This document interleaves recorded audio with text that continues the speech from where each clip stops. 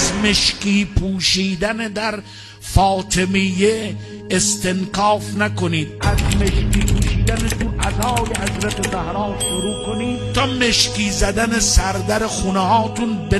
نامی بیبی، اونم با همین عبارتی که امام کاظم علیه السلام فرمود: السلام علیک یا ایتها الصدیقة الشهیده.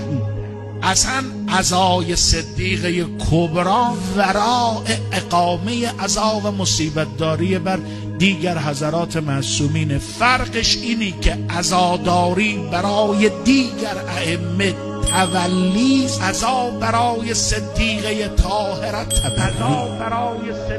اقامه عزا برای فاطمه زهرا علیها السلام اظهار براءت است، اظهار بیزاری جستن است از تاریک باطنانی که بعد پیغمبر در برابر اهل بیت رسول الله و در برابر دختر پیامبر چنین